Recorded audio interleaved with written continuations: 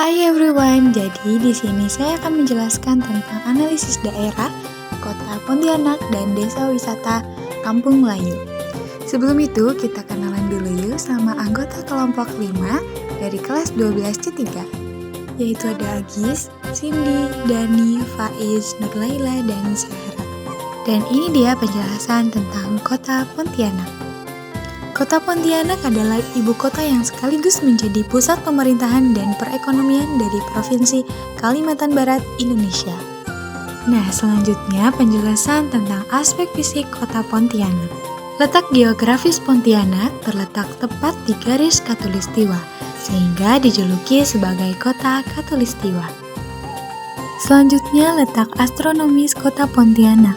Secara astronomis, Kota Pontianak terletak antara 0,002 derajat 24 derajat lintang utara dan 0,005 derajat sampai 37 derajat lintang selatan dan antara 109,16 derajat sampai 25 derajat bujur timur sampai dengan 109,23 derajat sampai 01 derajat bujur timur. Selanjutnya yaitu topografi Kota Pontianak. Pontianak merupakan dataran rendah dengan ketinggian 0,8 sampai 1,5 meter di atas permukaan laut. Struktur tanah Kota Pontianak berupa lapisan tanah gambut bekas endapan lumpur Sungai Kapuas.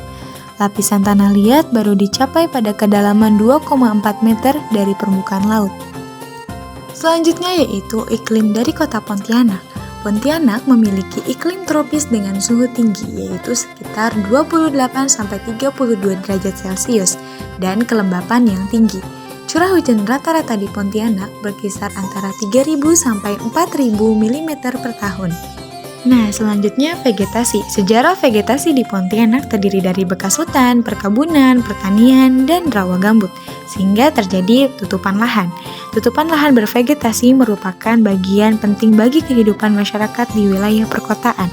Peningkatan jumlah penduduk kota Pontianak berdampak pada pengalih fungsian lahan bervegetasi menjadi area terbangun, sehingga mengurangi luas tutupan lahan bervegetasi kota. Selanjutnya yaitu aspek sosial. Tradisi budaya di Kota Pontianak memiliki beragam tradisi budaya yang berasal dari berbagai etnis, seperti saperahan dan tepung tawar dari Melayu, Imlek dan sembahyang kubur dari Tionghoa, gawai Dayak dan naik dango dari Dayak. Mata pencaharian penduduk Pontianak didominasi oleh perdagangan dan jasa. Nah, selanjutnya nilai sosial. Nilai sosial yang berada di Sungai Kapuas, masyarakat lokal dan pengunjung memiliki persepsi yang sama terhadap Sungai Kapuas, yaitu nilai sosial, budaya dan sejarah yang tinggi.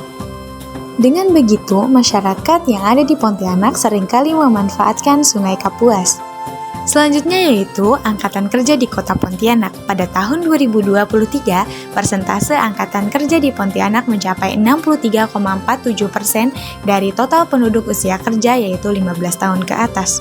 Selanjutnya pengangguran. Angka pengangguran terbuka di Pontianak cenderung turun dalam kurun waktu 7 tahun terakhir.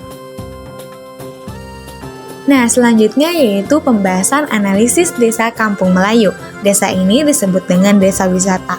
Nah, Kampung Melayu atau BML berlokasi di tepian Sungai Kapuas yang juga sekaligus terletak di pertengahan Kota Pontianak, Kalimantan Barat. Dalam sejarahnya, asal-muasal suku Melayu yang ada di Pontianak ada di daerah ini, bahkan sebelum didirikannya Kesultanan Pontianak. Hal itu dapat dilihat dari banyaknya sebaran sejarah peninggalan dan rumah tinggi khas Melayu Sungai Pontianak yang masih berdiri dengan usia yang sudah mencapai ratusan lamanya. Selanjutnya, aspek fisik dari Kampung Melayu. Letak geografis Kampung Melayu BML berada di tepi Sungai Kapuas, Kalimantan Barat. Kampung Melayu BML merupakan desa wisata yang memiliki banyak keunggulan, seperti pemandangan indah, kisah sejarah, dan keanekaragaman budaya. Desa wisata Kampung Melayu BML berada di tepi Sungai Kapuas, salah satu sungai terpanjang di Indonesia. Desa wisata ini terletak di Kelurahan Benua Melayu Laut, Kecamatan Pontianak Selatan, Kota Pontianak. Selanjutnya yaitu aspek sosial yang ada di Kampung Melayu.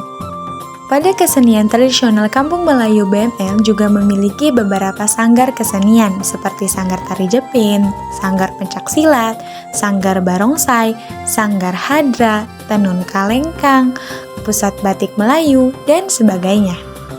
Selanjutnya mata pencaharian. Masyarakat sekitar memanfaatkan pariwisatanya sebagai mata pencaharian menjadi desa wisata, lalu perdagangan dan jasa untuk menyeberangi Sungai Kapuas.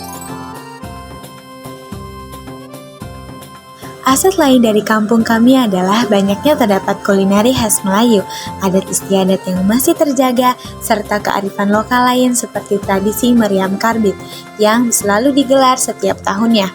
Keunikan meriam karbit ini ialah berukuran raksasa karena terbuat dari batang kayu keras Kalimantan yang berusia tua sehingga memiliki panjang dan diameter batang yang besar pula.